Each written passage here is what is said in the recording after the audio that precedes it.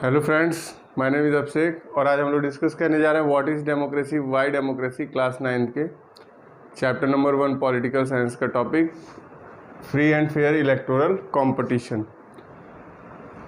अब इस टॉपिक में क्या पढ़ना है? इस टॉपिक में दो कंट्रीज़ के बारे में हम लोग समझेंगे, एक चाइना के बारे में और एक मैक्सिको के बारे में, कि रिप्रेजेंटेटिव वाली जो डेफिनेशन है डेमोक्रेसी की, democracy is the system where representative elected by people, सिर्फ वही डेमोक्रेसी की पूरी डेफिनेशन नहीं है। उसके बाद कुछ और भी चीज़ें होती हैं कि अगर वो फुलफ़िल नहीं हो रही हैं तो वो कंट्री जो है एक डेमोक्रेटिक कंट्री नहीं है। तो उसमें से एक है free and fair electoral competition. तो सबसे पहले चाइना का एग्जांपल लेते हैं। तो चाइना में क्या होता है, जैसे हमारे कंट्री में होता है 5 साल पे जो है हमेशा इलेक्शन होता है, ठीक है। वहाँ की जो पार्लियामेंट है उसका नाम है कांगो रेनमिन डायबियो डायहुई, चाइनीज़ लैंग्वेज में नेशनल पीपल कांग्रेस बोलते हैं।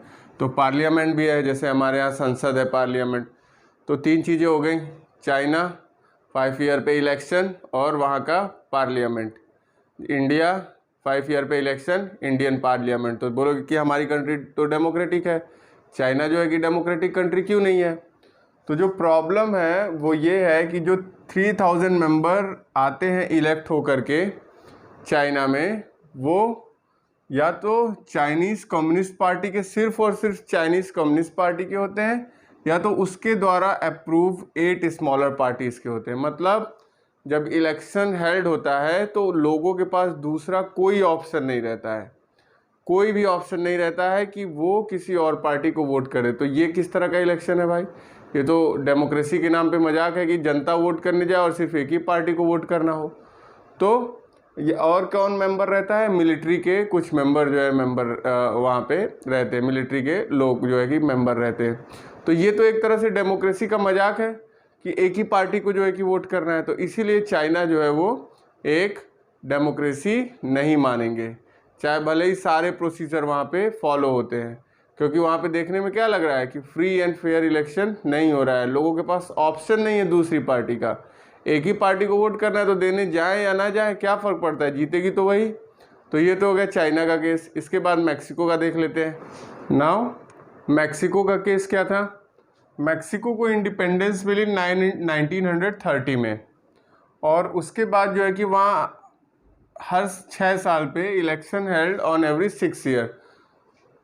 जैसे अमेरिका में इलेक्शन 4 ईयर पे होता है, हमारे यहाँ 5 ईयर पे होता है, मैक्सिको में 6 ईयर पे। तो अलग अलग कंट्रीज़ में अलग अलग जो है कि टेन्योर है किसी भी प्राइम मिनिस्टर या प्रेसिडेंट का।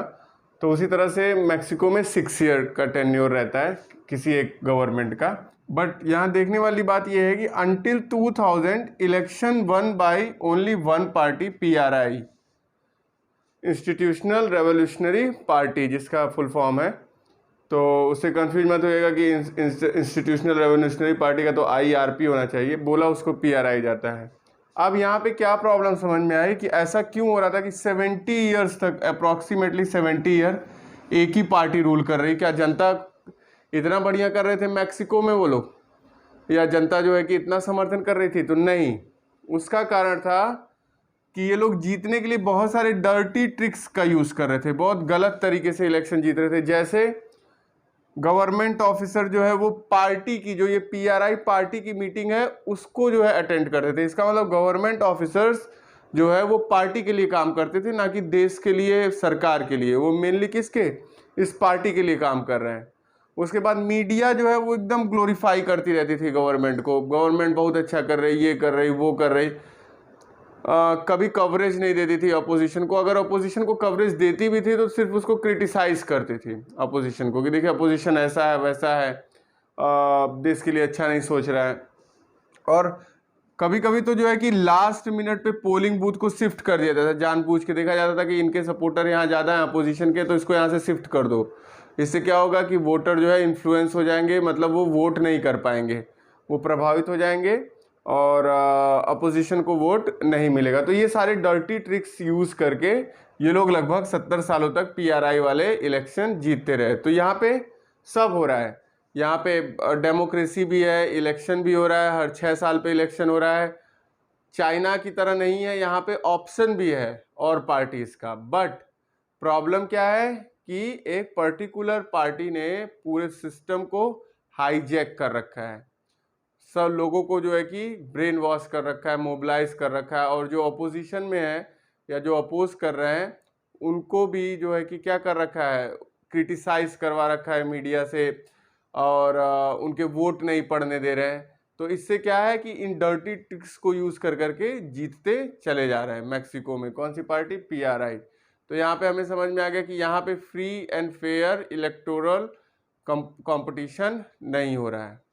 तो हम लोग किस कंक्लूजन पे पहुंचे कि चाइना जो कंट्री है वहाँ पे लोगों के पास कोई चॉइस नहीं है। क्या नहीं है? चॉइस नहीं है।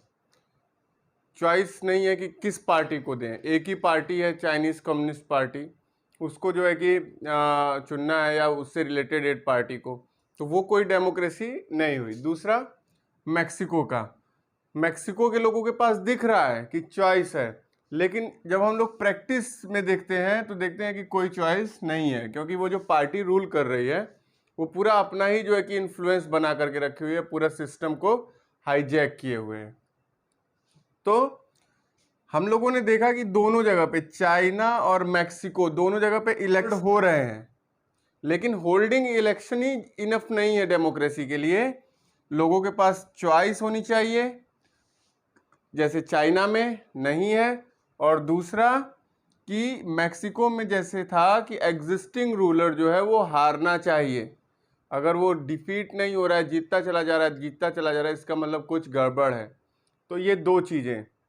अब ऐसा हमेशा नहीं है, लेकिन अगर वो 50 साल, 40 साल, 60 साल, तो कितना सपोर्ट है लोगों का, तो थोड़ा पता लगाना पड़ेगा। अगर कोई 2 बार 3 बार लगातार जीत गया तो वो उसमें कोई बड़ी चीज़ नहीं है। कोई बहुत अच्छा काम करता है तो वो जीतता चला जाता है।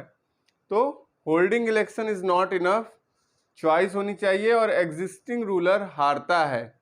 ठीक है, तो conclusion, a democracy must be based on free and fair election, जो कि मैक्सिको में नहीं हो रहा था, where those currently in power has a fair chance of losing. जो पावर में होते हैं वो लूज कर जाते हैं। तो ये था टॉपिक दूसरा किसका, कि डेमोक्रेसी की डेफिनेशन को और ब्रॉड करके पढ़ते हैं। तो free and fair electoral competition, तो जो चाइना और मैक्सिको इस हिसाब से एक डेमोक्रेटिक कंट्री नहीं है। तो इस वीडियो में इतना ही। अगर आपको वीडियो अच्छा लगा, लाइक करिए, सब्सक्राइब करिए, शेयर करिए। Take care, good bye.